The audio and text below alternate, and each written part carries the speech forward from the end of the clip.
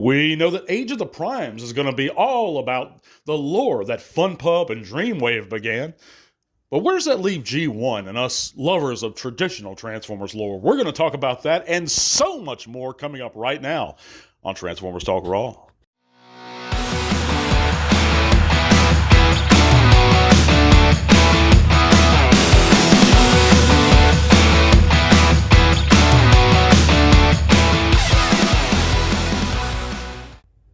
Yes, friends, we're back better than ever. And guys, I want to say I needed that vacation so badly.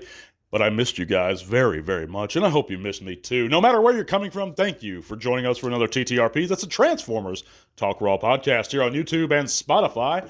I know there's not many of you guys that listen, but for those who do, thank you so much once again. If you haven't heard, guys, you can click all those great links in the description below. It's going to take you to all kinds of cool stuff, including our Facebook group. There you can come share your own channels or pages, chat bots with us. We'd be thrilled to see you guys there. We're also, this week marks the first of our new giveaway for our patrons. That's right, guys. If you contribute $1 or $3 a month, that's going to give you 1 or 2 automatic entries into this month's one of 2 of this month's giveaways. This is going to be the first one for a Legacy United Lockdown, Deluxe Lockdown. And this thing looks fantastic, guys. Let me tell you, I don't even own this figure, but I want to pick up an extra one for myself because this Star Raider is fantastic.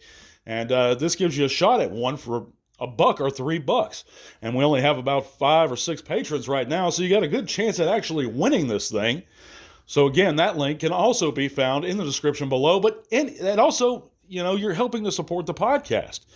I mean, if you had $3 or $1, throw it my way. It shows your support even further if you want to go there. And like I said, you get a shot at a great figure. But I digress, guys. Thank you for just listening, hitting that thumbs up button, making sure you're subscribed. I love you guys. We're going to move on to this week's segment, and we got a lot to talk about, guys. I took that much-needed vacation, and I'm back. Thank goodness. Check out all those links, though. You know the spiel. But yeah, of course, we have Age of the Primes was basically revealed to us, and we've seen a few figures from this upcoming new Transformers line. And while I loved what I saw, and I don't mind them focusing on some non-traditional Transformers lore, and yes, a lot of folks are going to say, well, that is G1. Well, no, it's actually not G1. The 13 Primes were introduced. Initially, was an idea that FunPub came up with, and of course it's canon, but it's barely canon, and FunPub is basically over, a glorified fanfic. Now, of course, Dreamwave cemented this into Transformers lore when they wrote it in their comics. But the Fallen characters like Megatronus, the Fallen, they're not a part of traditional Sunbow Marvel lore. And that's where I'm coming from. And of course, I know that Hasbro's never going to stop focusing on G1 or putting out G1 characters, but has the focus truly shifted in this next line? We saw it beginning to kind of dilate off of G1 with Legacy, and them honoring and exploring all parts of the Transformers mythos and lore. And that's a good thing. I don't mind that at all. I'm not hating on that idea. But we want G1. Let's face it, guys. We want our G1. And continuing the trend of focusing on all aspects of Transformers lore is not even something I'd be against. But this part of Transformers lore specifically, I'm not too sure of. Age of the Primes. Well, I thought it was going to be an exploration of the many well-established traditional primes that were established in Sunbow continuity, for example. But apparently that's not the case. It's the 13 primes specifically. And that's fine. But it does have me a little worried. I mean, we have these images of figures that are upcoming. Some of them are still in the prototype phases or the finishing phases. But I wanted to see what you guys thought, and I wanted to express my views on this. And I hope it's not the end of Hasbro losing focus of G1, because that would be a true crime, and I think they'd lose a lot of buyers.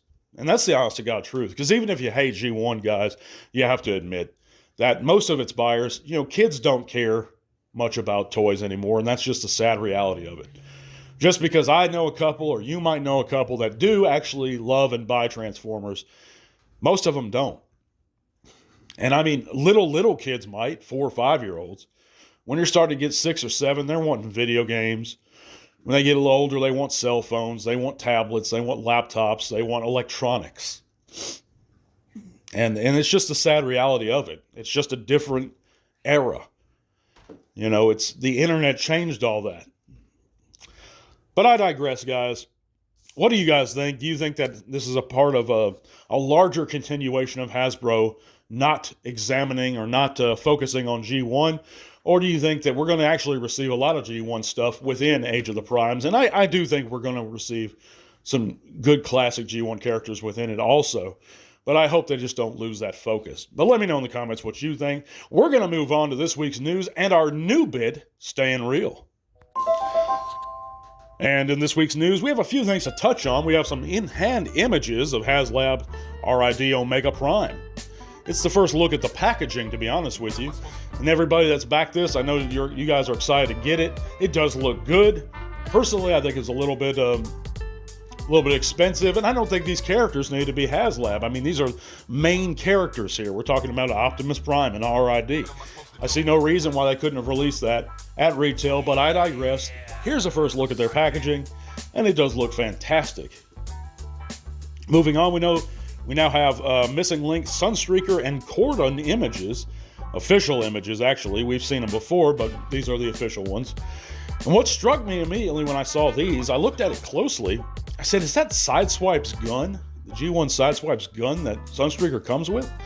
Because I don't believe that was the original Sunstreaker's gun. I could be wrong, and that he just had that gun too, but this just goes to show you that my buddy Dennis Malton actually said something a while back that he believed that the original Sunstreaker molds were destroyed, and I was just thinking to myself, well, and maybe they shared a gun. I haven't looked at the original Sunstreaker's gun. Maybe they did share a gun. I could be entirely off base with this one. But I don't think my buddy was, because he stated that the molds for the original Sunstreaker were actually destroyed. So they had to entirely remake the G1 Sunstreaker molds. And so I'm trying to spot some differences here. But I really can't. It looks like they did a great job, and I'm sure that everyone's excited for these. I'm not familiar with the character Cordon. I think it might have been the Diaclone coloration of Sunstreaker.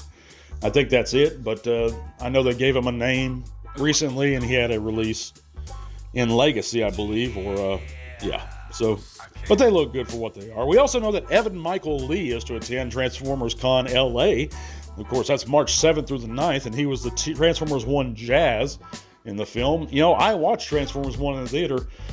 I mean, I might remember seeing Jazz for a half second. Maybe he was in there longer. I don't know. I just don't remember him. If he did, he had maybe one line, but I'm sure he's a nice fella. And if you're excited about meeting him, head on out to TFCon LA and tell us what you thought of the experience. We also know that the Studio Series Dark of the Moon Soundwave reissue has been found at a Target here in the States. Of course, that was found in an Ohio Target.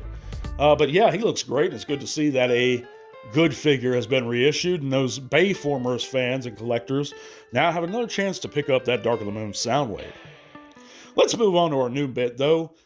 Grindin', grindin', grindin', keep that back metal shining. Boy, that scalper's crying, staying real. Trolling on, anon, sitting right, overhyped, shut them up, staying real. And of course, this is going to be a new bit focusing on 3 hot takes in 3 minutes or less. Guys, and of course, we know that the Transformers 1 global box office numbers have been released in comparison to all the other Transformers films.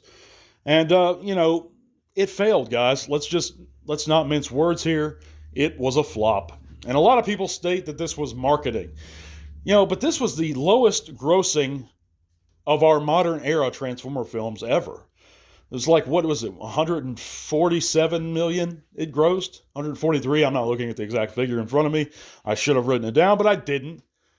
But it didn't even double its budget if its budget was 75 million. Now there's projections, or there's speculations that the budget could have been as much as $147 million. Or 100 and, I don't know, something like that.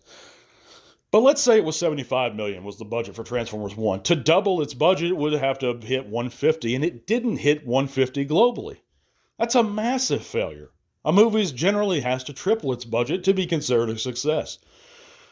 So there's no way it's getting a sequel, guys. Now, the reason that it failed, let's be honest here. I heard of the movie. I saw commercials of the movie, and I thought those trailers portrayed the film as it basically was.